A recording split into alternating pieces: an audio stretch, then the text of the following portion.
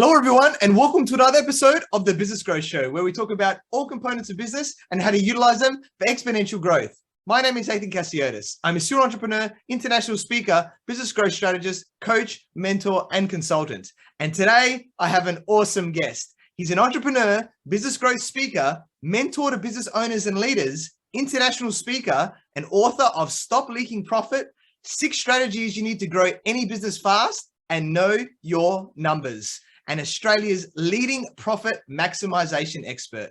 With almost 2 decades of experience as a senior leader, financial strategist, and international speaker, he has worked with organizations like Airbus, Intel Corporation, Qantas Business Travel, Hills Hoist, and thousands of small to medium-sized business owners to improve their results. He's been trusted by Tony Robbins to speak at several of his events and to coach his top-level clients, including world champion athletes and senior leaders from organizations such as Amazon, Nike, Walmart, BCG, and many more. Welcome, Kevin Bees, and thank you for being on my show. Hey, entirely my pleasure, my friend. And what amazing energy you have. If we could bottle that and sell it, my friends, we would be absolutely a great fortune. Thank you for such a great intro. Thanks, mate. You're very welcome. And yes, I've been told by many people that I can bring a lot of energy to things. So you're very welcome. You can keep that part and maybe use it for your intros and other stuff like that. I will do. Awesome stuff, mate. I'm sure it's going to be awesome for everyone watching and listening today. So you're a very successful entrepreneur. And for those people who don't know who you are, just please introduce yourself by telling us about you and your journey. Yeah, well, thank you so much. My career into entrepreneurship probably starts out differently to most because I started off as all things as an accountant, and I got to work for some really great companies here in Australia, Qantas Business Travel, and the most trusted iconic brand, Hills Hoist. And then when I was in the UK, Airbus, making wings for the aircraft. And I really loved working in those organizations. I really got to go into the businesses and the business units and see the data and the numbers behind what was going on and what was working and what wasn't working. And because I had that ability to do the analysis and the financials, I could see what needed to change in those business and what the strategy was that we needed to do to change it. And so that was really my way into business, and I really loved it. But what happened on my journey is that as I got good at this, they sent me to the business units that weren't working, and I could quickly unpick what was wrong with the business and what we need to do strategically. But of course, in a business that's not working effectively, you end up with the side effects of people being very stressed, upset, unhappy. And of course, I had no skill set to deal with this. I hadn't been trained on that. I understood the business side of things, but I didn't really understand the people side of things. And I'd have these women coming into the office and they'd be crying on me. And the best strategy I had for them was like, oh, yeah, here you go, I have a tissue. Like that was all I had in my arsenal. So I realized I needed to get really good at understanding people, understanding, how they felt, how to shift and change their emotions and help to get them aligned to the strategy of the business. Otherwise, doesn't matter how great the strategy was or the process was. If we couldn't help understand the people and help them be more effective, then it would be, it would never work. It would be doomed to failure. So I went out and did a heap of courses on how to be a better leader and be more effective. And I had this real epiphany moment in some of these courses. I learned that I could shift or change my thought patterns and the way I was thinking. Like before that, I kind of felt like this was my lot. I was stuck. I had to do things a certain way. But once I started realizing I could change my dominant thought patterns and my beliefs, new possibilities were open up for me, and I could do new things and have new possibilities. And of course, that became so exciting when I got back to the work environment and I could help my team shift and change and grow. And they were getting different results, better outcomes. The business results were flying.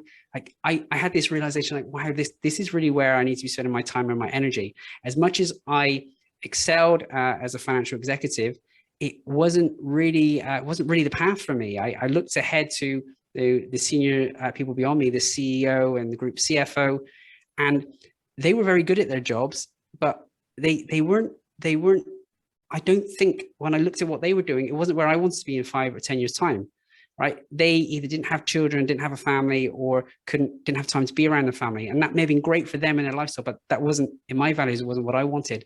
So I think I had this realization at some point along the way that I need to set up my business and my lifestyle to be able to help business owners and help other people have success, but also do it in a way where I could get to live life on my terms, where I could have that freedom or that flexibility. And I don't know if you've worked in a corporate background or people who've had a corporate background like that, it can be very restrictive in terms of the number of holidays you can have and when you can take them and how many hours you need to work. And so I think I made a decision, back then, which would have been over a decade ago now, that I really needed to spend my time and energy serving other people, helping them shift and change in this area of like mindset and growth. And then I needed to do that in a way where I could serve other people and have the freedom and flexibility. So that's kind of how I got started on my entrepreneurial journey. And it was a bit of an unexpected way, but I'm very glad that I did. Yeah, awesome, mate. What a story. And, it's so interesting that, the corporate side of things definitely was there. And then how that shifts us to the business mind and how you're helping a lot more people along your own growth journey, which is really powerful. And, you worked for many years with Tony Robbins, right? The top, life coach, if you want to call him, or strategist in the world that most people will know, I'm assuming, Tony, or been to something of his events or online and seen him. And, you coached his top clients and presented at his, Date with Destiny event, which I haven't been to yet, but I do plan to check out at some point soon once everything's back up and running on several occasions. So initially, because everyone probably wants to know, and we've been able to work closely with him, like, what is Tony like? And also, like, how has your whole experience been with working with this organization? It was really interesting for me, because when I left the corporate, I started off doing my own coaching and my own work, and I was getting great results.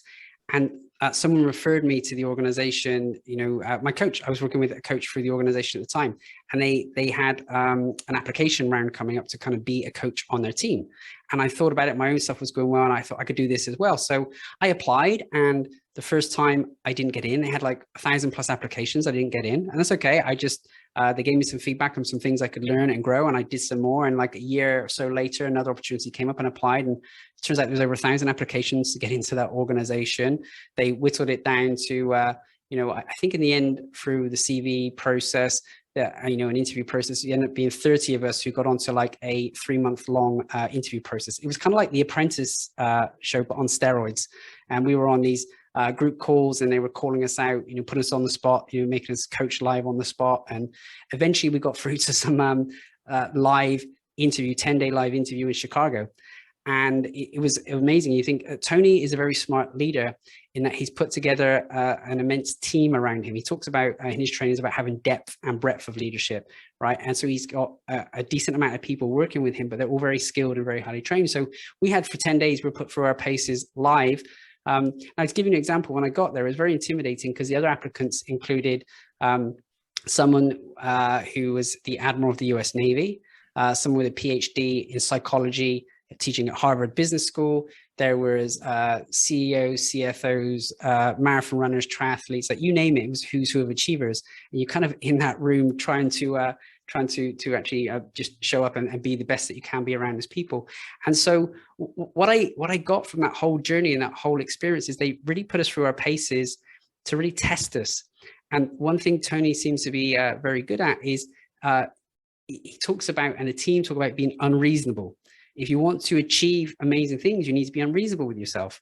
And so when we got there, it wasn't like we were in this interview process from 9 a.m. to 5 p.m. We'd be there at 7 a.m. and still there at 9 or 10 p.m. at night. And just like a Tony Robbins event, you probably didn't even feel it, right? In your day-to-day life, if you're working that period of time all the time, you feel burnt out and tired at some point. But because there was this constant focus on managing your state, managing your energy, and showing up and being unreasonable with your demands on yourself, it was possible. And so in that short confined period of time, we're really put under pressure and under the pump. But I think you come out the other side of that realizing, like, wow, if I can do that and that level of output and that level of demand on myself in a short period of time, like, what can I do in my day-to-day life?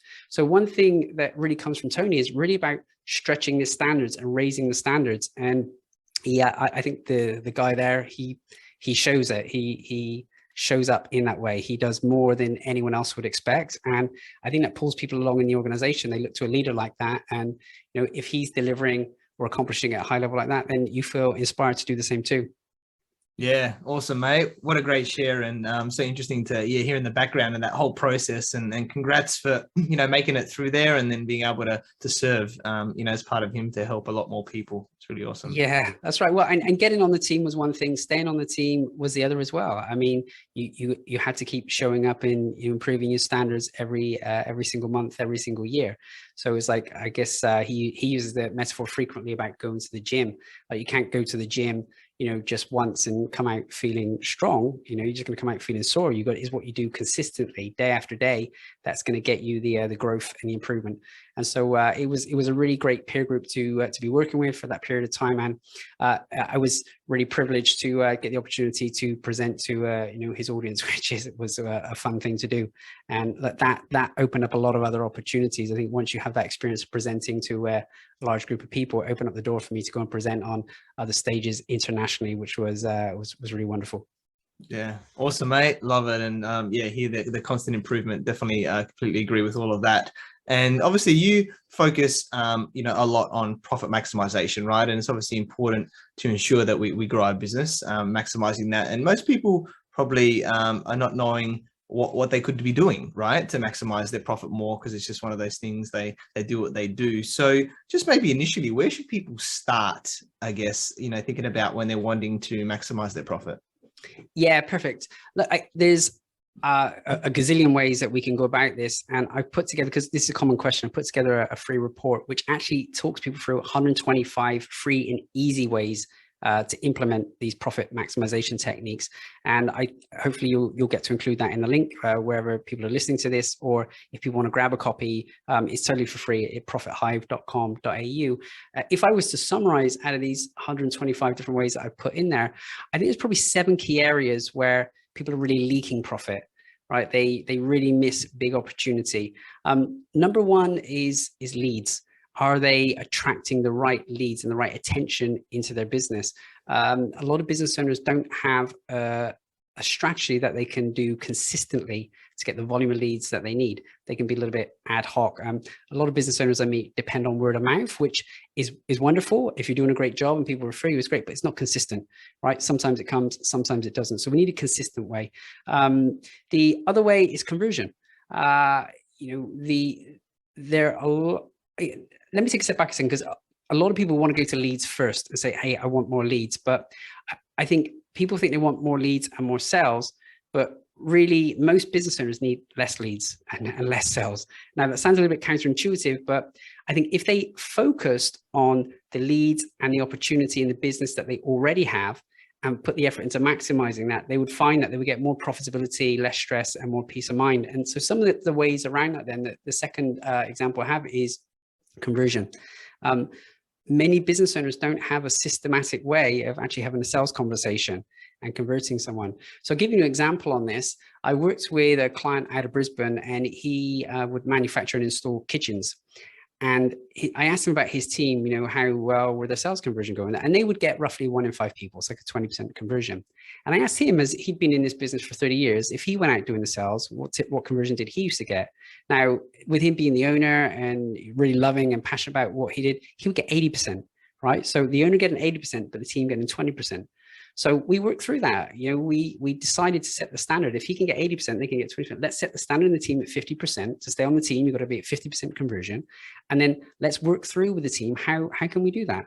How can we actually incrementally increase this? And we started to work on all of the fundamental things that we could do with them. How do they build rapport with the customers when they go in? And what sales script are they using? How do they really just even efficiently give people the quote? Like, we set up simple things like being able to print the quote on site and give it, and made a real big impact on doing that. Now, within a period of less than 6 months, their conversion went from 20% to 40%. Now, that means they've just doubled their business in less than 6 months without additional leads. We didn't chase any additional leads. So leads, conversion. I think the other piece is average dollar sale. How do we help your clients spend more money with you? They've already got their wallet open with you. They already trust you. They already like you. What additional products or services do they need, that would have them spending more money? Now, one quick and easy way I want to share with you about this that I see a lot of business owners make, I call it a mistake, they make a mistake with, they discount. A lot of people destroy their profitability by discounting all the time. Now, I'd love to show you the statistics on this, but once you discount, off of your revenue, your bottom line margin drops massively. So one of the quickest ways, and I'd like for you to think about this now if you're listening, is can you increase your prices? When was the last time you did a price increase? It seems like a simple thing, but I've issued this challenge again and again, and it makes a massive difference. One of my clients, Neil, he increases prices and it immediately led to a 20% increase in profitability. And because of that, he could also take an additional day per week off. Like, how cool is that? And so I think we should be thinking around this. How do we increase the average dollar sale? Hey, another cool way of doing this. So stop discounting or increase your prices. These seem very simple examples, but the other one is the idea of a price anchor, right? And you'll be familiar with this one, but the idea of a price anchor is putting in a price that's even bigger than your current prices right now. So people look to that and think, wow. So that higher price maybe seems aspirational, they won't get to it, but it means your other prices seem very much more reasonable. So let me give you an example of that. I worked with an artist, a few months back, and typically the paintings in his art shop were $3,000, $4,000, $5,000. And I asked him, what's the most expensive painting he could do? And he thought about it. He thought he could do this really big one. And if he did one that big, it would have to be $25,000. So sure enough, that's what we did. We did a $25,000 one, put the $25,000 on the wall, right? Now, what happened, I don't think anyone's actually purchased a $25,000 painting yet, but all of a sudden, rather than people picking between a $3,000, $4,000, $5,000 picture, they'll pick the average of 4,000. Now, typically they're picking now more, the average dollar sells like 7,000, 8,000. Right, so it's pulled the whole price range up because he's offering a higher value item. So another one for you to think about there is, what could you have as a price anchor? Now, this, we could be a little bit tongue in cheek in this. I had a client who has a cat hotel, right? So when you go off on holiday or on vacation, you would put your cat in this hotel, and typically a room night, I think it was like $30, $40 a night for the cat to stay there. It might be $50, something in that region. And I said to her, well, what could we do? What could we have as a price anchor? What would really blow your client's mind? And she said, well, look, what we could do is we could, when the cat arrives, we could serve a prawn on bone china. We could have cat massages. We could have the ability to do FaceTime, from wherever you are in the world, 24/7. So any time of day, you could do FaceTime with your cat. And she went on and on. There was all these additional things. Anyway, I said, this sounds amazing. What would it cost? Like, if you had to deliver that, what would it cost? And she said, oh, well, look, to have people around the clock 24 hours, we're going to have to charge at least $1,400 a night, right? $1,400. Now, it was a massive price point. And she took some pictures of this. We sent in a press release to some, I think it's a Fairfax. And before you knew it, it was across all of the press in New South Wales. It may have went wider than that. It was on the radio. Now, you can imagine all that free publicity around, a $1,400 a night cat hotel, like lapping up luxury. It was very tongue in cheek. To this day, I don't believe anyone's ever purchased that. But do you think she sold more of the $40 to $50 nights? Like, yeah, for sure she did. Right. So I think increasing your average dollar sale could also be really important. I'm going to pause for breath there because I've done 3 or 4. Are there any questions on any of those, or should I keep going? That was awesome, mate. You're really providing a lot of value there. And, I think it's great the way that you think, right? Because it's like, these are sometimes simple things, right? That, it's just like, okay, yeah, actually I can do this. And, how do I improve it? It's always that constant improvement. So you're doing well, mate. And let's keep getting into it. I think you're getting into a lot of gold here. Okay, well, let's keep going. I think the other opportunity that people have is to increase the number of transactions that they do with their clients. And I've got an example. It's come up for me in this last week. My wife is always encouraging me to go out and cut the lawn, cut the grass. And it's not my favorite thing in the world to do. I'd rather be here serving my clients, hanging out with the kids rather than cutting the grass. So anyway, I think the neighbor must have been having their grass cut by a contractor. So she said, okay, well, look, if you're here, can you come in and do ours as well? And sure enough, the guy came in, he did it. And it was $80, something in that region, and I said to her when he went, after he went, did you do a good job? Are you happy with it? Yeah, really great. I said, so he's booked in again. Hopefully he's booked in again, for next week, week after. Oh no, he never asked me about that. I'm like, just think about this for a second, right? How many business owners aren't asking? Because had he said, look, let me come back every fortnight, done.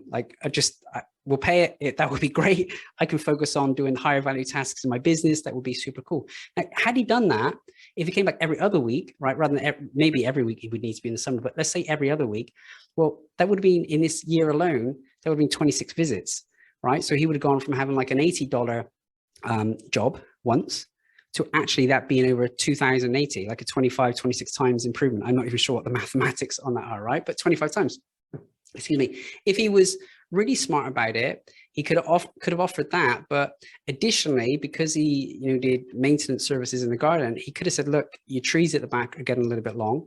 How about, once a month I prune those for you and trim those back, right? And then there's, maybe even you charge another $20, $30 for that, that would add another increase on top of it. Even if you did $20, I mean, there's already a 25% increase in his base revenue there as well. He could have, in the other parts of the garden, there's like a display, he could have brought in another team member and had them like weed it out and replant things as well. And my wife probably would have been open for all of these things had he just stopped. So where he got an $80 job once, that could have been, as we recognize already, at least 2,000, maybe 3,000 or 4,000, per year. And he missed because he never asked for those things. So I wonder, what's the opportunity here? What are the other things that your clients may be needing that you're not already asking, can you serve them with that? I mean, here's the other opportunity in this. He's in our street. He's never let us know that he's in our street. What would have happened if he put, even a note in our letterbox of, just 10 houses either side of the street. We're here with your neighbor on, every other Tuesday. Would you like us to cut your grass too? He probably got immediate responses from that. Had he even said to us, hey, Kevin, I'll do the weeding for you, once a month for free if you give me a testimonial video, then that would have gone even further, because then he could show the neighbors the testimonial video. Look, I'm taking care of someone in your street or your neighborhood, and they're super happy with it. Maybe like us to do yours too. So I kind of outlined a few examples here, but how can we help the clients have more transactions or higher frequency with this? I'm noticing these things all the time. Even this morning, I jumped on a call with a coach. I was looking for a coach for certain thing I want to work through myself at the moment. Now, they were looking to sell me into a package of 1 or 2 sessions or 1 or 2 hours. Now, if they'd really explored my needs thoroughly, they could have easily offered me a 6-month package or a 12-month package. I probably wouldn't have blinked an eye, because if they said, hey, Kevin, for where you're at and what you need, if we work together through the 6-month program, that's going to get you your outcome. I probably would have gone for that, but they're going to go for 1 or 2 sessions, and then they got to try and resell me every session.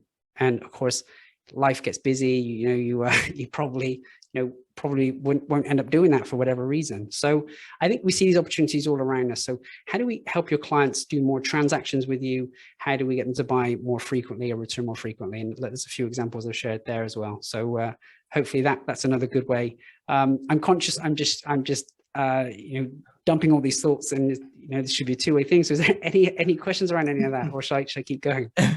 That's awesome, mate. It's good that you're conscious about it, and I think you're providing awesome value. It's about you today, not as much about me as much as I could jump in. But I think you're putting some great points, and I like the way you're thinking about these complementary type services. And the one way that I like to think about it as well is like, you might be some things that there's some needs there that your clients may need. Now, you may not necessarily be able to provide it yourself, but could you potentially partner with someone as well, right? 100%. Yeah, that's it. That's perfect. That's a great example, and it's so true. And even if you don't want to deliver that work yourself and you partner with someone, you may even just take a referral commission for sending them across, right? That could be it. I've had clients do that for sure. They know it's not their type of client, and they refer them to someone else, and they get an ongoing commission, an ongoing trail just for the introduction. So there's all these opportunities. Like the other ways in terms of where business owners leak profit, I think, is in terms of their expenses and in management of the expenses. And there's a few ways we can think about this, but number one, so many times I look through people's profit and loss account, and we review what are the costs that are in there, and are they, generating return, or are they adding value? And we see things like, old systems that aren't really being used anymore, which just don't need to be there anymore. We could stop those, and it wouldn't make any difference to the client. It wouldn't make any difference. Sometimes it's about negotiation, I guess, because I have the privilege of looking into so many people's accounts and numbers. I can see frequently when people are paying over the odds for the services that they have. So it could be as simple as, look, this is a major service you buy. Let's go get 2 or 3 quotes from elsewhere and see, does it make sense? Am I paying the right thing for this service? Now, I've had clients do that, and they don't change supplier, but what they do is they go back to their supplier and say, look, I've had another 2 quotes from these other organizations. They're going to provide exactly the same service, and actually they're coming in less than you. what would you like to do about it? And typically the existing supplier will still provide the same service and maybe drop the price. So now this is probably something that we should have systemized and do once a year, and just make sure we're getting the best value for these things. The other element in terms of managing expenses, I don't want to just talk about penny pinching and, and those things, but I also want to think about how do we manage the money and the flow of the money. Too many business owners basically get the revenue, let all their expenses go out, and then they think about what's left over, they'll allocate to themselves. But very frequently there's not much left over because they haven't planned for it. Whereas the more successful business owners, what we do is we actually allocate in advance. This is how much money I want to make from the business. So we take our revenue, we immediately take out what we want to have in profit, and then we have to manage the balance of our expenses, to fit that. Right. So if the profit is the priority, so profit and tax, you've got to take care of your profit and your tax. Whatever's left in those, as money there, we have to make the expenses fit that. So how are we going to allocate our funds to just fit in with the expenses we have, rather than just, paying off all of our expenses and then keeping what's left over? So a simple process like that can make a major difference to how much you keep in your pocket at the end of the day, which is ultimately the commercial point of your business, right? Yeah, definitely. Awesome. Okay. And time, there's two more here, and I'm just, I know I'm that's all right. Just bombarding you with them all. You're doing awesome. I'm sure everyone's lapping this up right now with the amazing value you're giving. Let's hope so. Look, I think it's a little bit unusual for me. Most of my time I spend in, advising and coaching. I spend a lot of time listening and asking the right questions. So it seems a little bit weird to not be hearing anything back. But I'll keep going, because the other place is time. It's our most precious resource. We don't have too many hours in the day, so how do we get the most out of the day? How do we make sure we're effective and on point? And so many of us actually don't necessarily question what's given us the best return on our time. And so there's quite a few things we can do to make sure we're aligned. I don't know if you ever had the experience, and I know I have. We can get caught in procrastination or overwhelm. So we need a very good time management system to make sure that we are focused on the right things. But even more important when you have a team, because if your team isn't doing things effectively, then of course you're definitely leaking profit and leaking money. I've certainly began to look with certain clients, in their businesses, like what is the profitability by team member? Right. Some team members, will find they may be delivering, 4, 5, 6 times, their cost, and they're making a lot of profit for the business, and others are barely covering their overheads. So, the cost of their business. So what is the productivity and time systems that you have in place? How are you making sure you and your team are efficient and effective? All right, I've just downloaded the summary of like 125 different ideas there in one go. If you're interested to read more, I've made it into a really short and effective book. So hopefully it's in the link here or on profithive.com.au. Yeah, definitely, mate. No, that was really powerful. I know I was lapping that up, and I'm sure everyone watching and listening will loved it as well. And just getting us thinking, like simple things, some things that, how do we become, more efficient, higher conversions, obviously getting more leads. How do we, get more from our clients? All that stuff is awesome. And thank you for the examples as well, because I think that helps for everyone to, to connect and go, okay, yeah, now I can see how the dots and how to think. I think that's the biggest thing, right? Is because every situation is different, but it's like, okay, this is my situation. These are the overall concepts. Okay, where are the opportunities? And can I obviously look at them myself, or do I go to a coach and mentor, obviously, to help along the journey too? Yeah, exactly. And I think the important piece is you don't have to do all of these. Any one of these could provide a very decent profit improvement. And let's just say, look, over the next 12 months, if you pick one strategy per month for 12 months, and aim to get like a 5% increase out of each of those, well, by the end of the year, there's 60% improvement. So even if your profit in your business is 100K now, we do one thing per month for 12 months, well, you're going to be 160K by the end of the year. If that continues in perpetuity, so if you keep that business for another 5 years, there's 300 grand in your pocket. If you sell that business, at the end of that 5 years, then you probably get another 300 grand for that. Well, that year of one strategy per month could actually be worth another 600,000 to you. So don't underestimate the power of these small tweaks and changes to really stack up and help you keep more profitability and keep more in your pocket. And look, that's what I really care about the most, because when I said at the beginning about being in corporate and working too many hours and not really enjoying it in the end, I think a lot of business owners find themselves in the same situation. They are they're not getting the full juice out of the business. The business is running them. They're working too many hours and kind of feeling trapped. And I think this is the key way, because if we can free up more profitability, we can begin to buy back your time and do things. One quick example for you. I've got a client who runs a jewelry business down in Melbourne, in Victoria. And they've just gone through this. Over the last 6 months, I think we increased their revenue 52%, but their profitability increased 152%, right? And it's because of these small tweaks and changes. Now, what it's really meant, and this is the bit that really juices me in what I do, is that's meant they now have funds. So they don't really have time to do the cooking in the evening. So they've hired a chef now to pre-cook their meals for them, right? And all of a sudden, because now they've been able to buy back the time and do things like this, have a cleaner come in, then they now have more time with the kids. They've been able to go and purchase a boat, and then they spend their time, out on the boat with the family. And so it's a lifestyle change that comes from it. So what I'm saying is, don't underestimate these small tweaks and changes to really have that bigger impact on your life and life that you're living. Yeah, awesome, mate. So true, and love those examples about getting it back, and being able to use that profit to reinvest and get people in to help us. So love it, mate. Really powerful. And you talk about obviously how effective we are and everything like that. And, a term that's used a lot, is peak performance sort of thing, right? In business is how do we, perform the best so that, we don't have to work, 16 hours a day, we can work less, but perform, and then we can spend our time on other things. So what can you share a bit about sort of performance psychology and, helping us to get us to our peak as well as like keeping us at our peak as well? One of my favorite books on this, there's many books on this topic. My brain's gone in a million different directions because there's so many things we talk about. One of my favorite books on this is by Stephen Kotler, and it's called The Rise of Superman. Now, what he did is he went and looked at people in like adventure sports, like the skateboarders, these people doing these amazing double backflips, ski, base jumpers, and people who climbing, the sides of the mountains. And what he was trying to understand is, how is it that this group of individuals is accelerating in their results so much faster than anyone else? And, he wanted to understand that.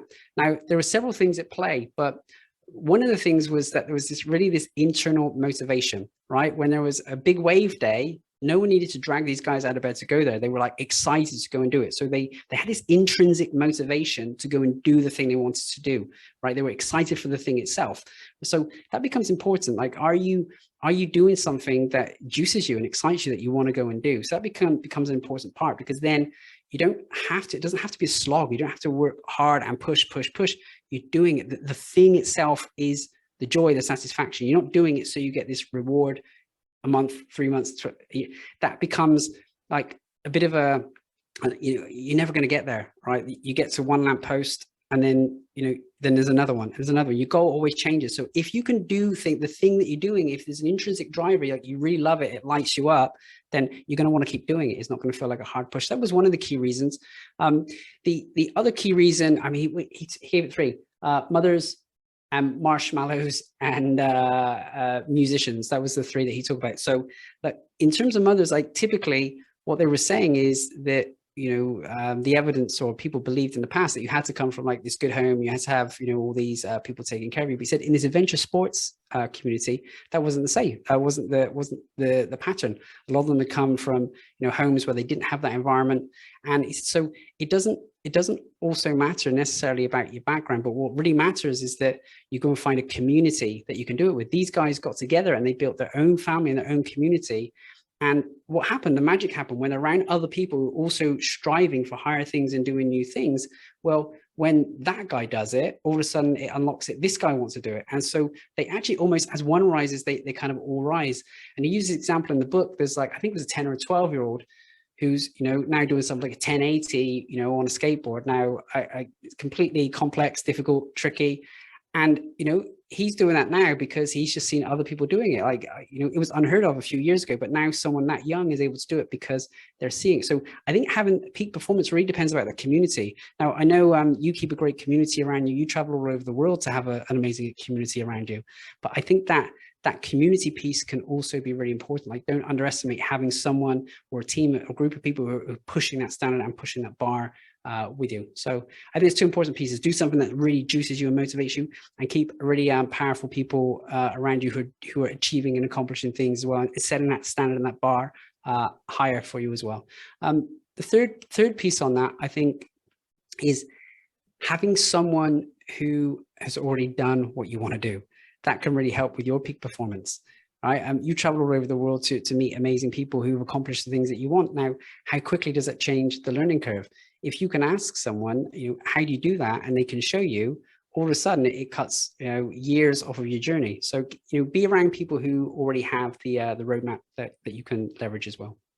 Yeah, love it, mate. So powerful. Thanks for delving into that. And, that's really the power of coaching, mentoring, I guess, right? Is going to those people to really help us to look at those areas and show us the path to get there quicker as well. So love it.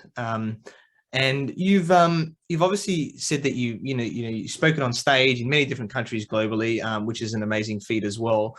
So a lot of people, even myself, we always want to improve, become better speakers and things like that. So what tips can you give us, I guess, to get to that level, to be better speakers, and also maybe expand our reach, to get out to more countries as well? Yeah, amazing.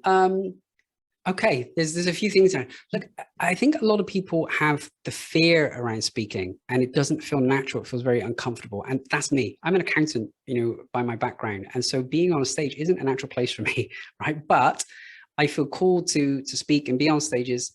Because I want to serve people, I want to add back and add value, right? And so I think making sure you are prepared mentally for doing that. Now, for me, the way I tried to get prepared mentally was I knew I needed to get stage time. And the only way I could get stage time, having no skills and no experience, was I would go around and do open mic comedy nights. Now, that is a brutal way to get the stage time and the experience. And I don't really recommend it, because I kind of figured that if I just kept going and doing it, it would get easier and easier. But what actually made the biggest impact for me was having some coaching around my psychology and my mindset on that, making sure that I could manage my emotional state and my emotional energy prior to going on stage. Right. So if we can change the way you think about things, you can change the way you feel about things, then it's going to change your actions that you take and your results. So working through with a mindset coach or psychology coach to get you in the right headspace and right psychology space, that was really important for me. And if you have any concerns around being on stage or doing that, then that's an important thing. Now, outside of that, how to get on more stages internationally, I think the opportunity is twofold. One is making sure that you've got a presentation, you're very clear on what you want to speak about, what you want to say. And if you can, find a point of difference, because if everyone's talking about this topic over here, it's going to be harder for you to get in. If you can think of something unique or a different position or different angle, there's more opportunity that way. So work through what is the thing that you want to say, what is the thing that you want to share, and how you want to impact people. That's number one. And number two is really comes down to your network. Right. As we've said before, like the amount of people you build in your network, the amount of events you go to and meet, that becomes the best way, because when you meet those people and explain what you do or how you can help, then it opens up the doors and the opportunity. So I got my biggest opportunity speaking internationally. It was through a referral. It's through a recommendation. Someone else had seen what I could do, and they referred me to someone else, and it kind of clicks from there. And then I think once you have that experience, then it opens up more doors, more opportunities, because you meet more people. So I think number one, definitely make sure you've got a very clear message you want to share. But number two, you've got to be out there connecting with the relevant people who would be able to put you on those stages. Yeah, love it, mate. So awesome. Thank you for sharing all of that. And it's been an amazing show today. So much value that's been given. And, as we're wrapping up today, I guess one thing I'd finally like to ask is just what one key piece of advice, would you give to all the entrepreneurs watching and listening today? One key piece of advice for the entrepreneurs. Okay. Once I was in Tel Aviv, Israel, and I was in this taxi and was with, at the time, a star from the Shark Tank, a guy called Kevin Harrington, guy from the US Shark Tank. Now, we'd been going around to events and presenting together. So I had this time in the car with him, and I asked him a very similar question. Like, Kevin, what's maybe the most important piece of business advice you've received that's maybe had this impact on you? And he said, he related a story to me about when he was speaking with Richard Branson, right? He'd done very well. Kevin Harrington, I'm sure if you're aware of him, he did very well, as seen on TV. So he would get products and sell them on TV, right? And of course, there was a change in the industry. Less and less eyeballs were on TV, and they were going elsewhere. So he was working through this challenge or this problem with Richard Branson. He said, Richard Branson asked me two questions that really made a massive impact on my results in my life. He said, number one, Richard Branson asked him, where are the eyeballs? If they're no longer on TV, they're no longer there, where are they? But you've got to identify where your audience is. And your audience may not stay in the same place, they may move. So where are your clients right now? Where are they hanging out? Where are they that you're not? Maybe you need to be there. Maybe you need to travel internationally to see them, or maybe you need to get events or expos, or maybe you need to go and join a different social media platform. Where are they? So where are the eyeballs of your clients? You have to go and get yourself there. That's number one. And he said the second piece that made the biggest difference to him, which I think really ties back into this whole idea of stop leaking profit. He asked him, how can you deliver the same value to your clients, but without all of this overhead risk? Right? Kevin at the time had big factories and facilities and lots of team, right? And it was very expensive to run that, particularly if your revenue is dropping, you don't want to have a big overhead. So how can you deliver the same value, to your clients without taking all that overhead risk? Is there another method or another way with your business model? Now, for him, the impact on his business was amazing, because he managed to realize that a lot of his ideal clients, were listening to podcast episodes. So he started a podcast, and as a result of that podcast, I think it was listened to by, I can't remember the name of the producer in the US. And because the producer heard the podcast and the great things he was doing, that's what got him onto Shark Tank. And then, of course, that opened up all these other doors and other opportunities. So maybe two questions there then. Where are the eyeballs, and can you deliver value to your clients without as many overheads? Yeah, love it, mate. So awesome. So much extra value there. Thank you so much. And yeah, we connected through our networks where I learned about your awesome journey from having various finance accounting roles to business coaching and consulting to being a peak performance results coach for Tony Robbins, and now being a business and financial strategist for profit maximization. You're an awesome guy, and I'm sure you continue to make a big difference in this world. And I'm very grateful that we connected, and I look forward to working with you in the future. So Kevin, how can people find you and get in contact with you? Yeah, cool. Thank you for that question. Please visit my website, profithive.com.au, or of course, you can find me on any of the links that you've kindly placed below with my LinkedIn or my Facebook there. And hey, if you have any questions on any of this stuff, I'd be delighted to help. Yeah, awesome, mate. Definitely check out Kevin. You can see a wealth of knowledge and everything else, and how he helps people. And thank you to everyone for watching and listening to this show, where we talk about everything on business growth. And please like, subscribe, and leave us a 5-star review. You can find me on Facebook, LinkedIn, Instagram, and YouTube as Ethan Cassiotis, or visit my website, ethancassiotis.com. I completely agree with you, or do I? The only way you know is if you tune in next time. So until next time, remember that our business grows when we learn skills and take action using them in spite of fear. So remember to design your growth and results.